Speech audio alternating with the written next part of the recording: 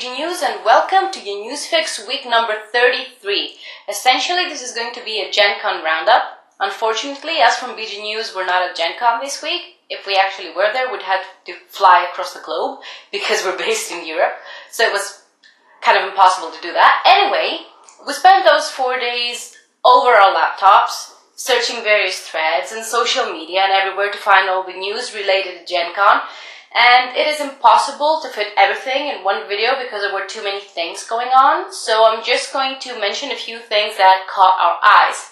And I'm going to start with Fantasy Flight Games because traditionally Fantasy Flight Games always has huge things planned for Gen Con. So they had already announced that for Gen Con 50 they're going to be releasing L5R, the card game, their new LCG. They held their Kikomichuri opening ceremony. It was a ceremony that everybody attended. They had a presentation of the clans over there. Actually, I've been in an opening ceremony for L5R, and it's awesome fun. So I guess the guys had lots of fun there too. I also saw that there was a huge line outside the Fantasy Flight Games booth, so I presume that it was a good start for that game. Another announcement that they made was for Sid Meier's Civilization: A New Dawn. This is going to be a new game in the Civilization line of games. Essentially, it's a strategy board game for 2 to 4 players. The players assume the roles of great leaders, and they're going to try to build memorable empires.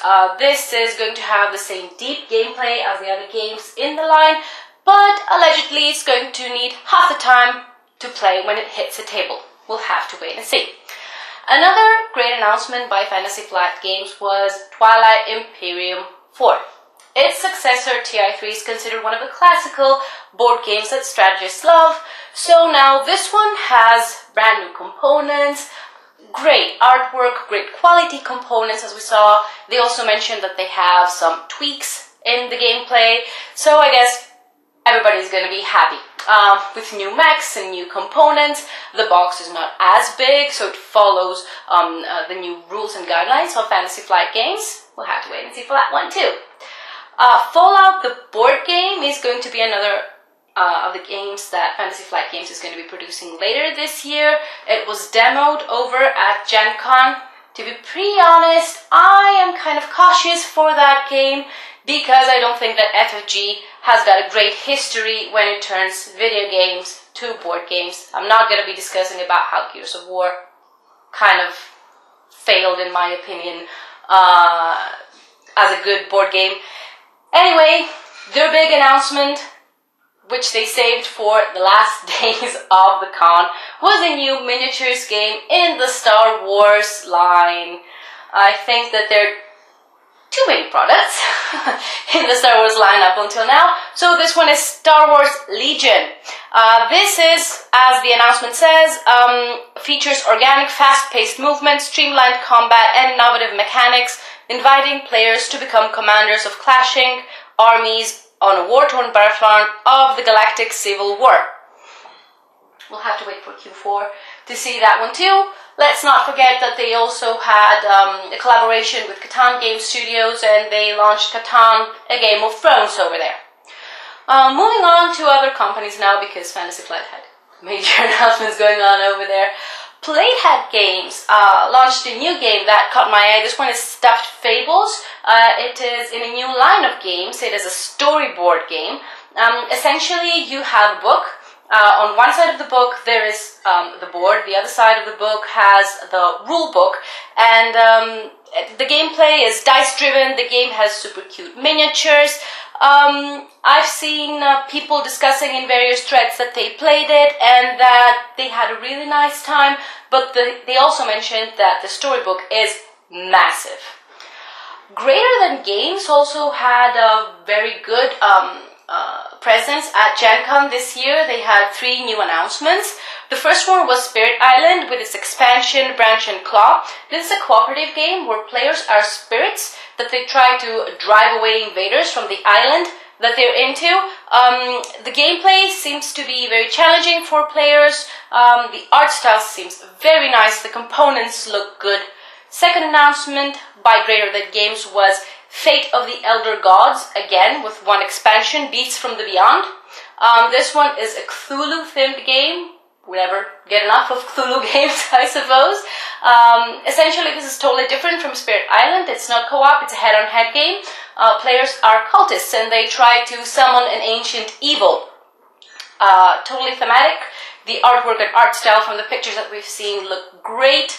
I really like the artwork and the way that it kind of drives you into the theme, as I can see. And the third one is something totally different from the two previous announcements that they made. It's Laser Riders. This is a trackless racing game for up to 4 players. It has light, push your luck elements. It has area denial. It has strategy elements. It has neon colors and retro style, essentially greater than games. Kind of published 3 different games for all kinds of gamers over there. Next on to Sidescape. So Sidescape is not a company that produces board games. It is an award-winning app. It launched during Gen Con, the official soundtrack for Starfinder by Paizo, featuring starships, galactic weapons, dramatic music for combat. Sidescape is one of my favorite app-related companies. I have used their music in order to play RPGs. They can really drive you into the whole theme and make the game more dramatic for you. So I'm sure that this one's going to have a blast too with the audience. Now, Blue Orange Games is not a newcomer. However, they try to do a bit more strategic games that are into the family line of games now. And this one is one that caught my eye. It is called Photosynthesis. So essentially here you have players that have to plant and harvest their trees in the best time in order to gather more victory points. The sun plays an important role because when the sun hits the trees, they kind of grow more, so you get more victory points. I really cannot wait to have this one on my table because it looks absolutely stunning. Good work, Blue Orange Games over there. Cool Mini or Not also had its new Kickstarter campaign showcased over there. This one is called Hate and it looks brutal. I think this is the only word that I can use in order to describe this game. This one looks really, really brutal. Minis full of hate indeed. It is a campaign-style game that plays for up to 6 players. It also has a 2-player mode. It is set in a post-apocalyptic world. The campaign is going to be running soon, so we're going to have to wait and see that one. These are the news from Gen Con, but I'm going to close this video by saying what I would buy if I was there. Unfortunately, I didn't have the chance to be over there, but this is what I'm buying from my FLGs, and it is Dragonfire. This is a game by Catalyst Game Labs that launched at Gen Con in collaboration with Wizards of the Coast. This is a cooperative deck-building game set in the D&D universe. I'm sold. That's all I need to know. I really don't need to know anything else about that game. So thank you for watching this video. Please write in the comments below if you were at Gen Con. What did you buy? What did you enjoy? Were you at Gen Con maybe? Or what would you buy if you would be at Gen Con? Let us know of your thoughts. Until next time.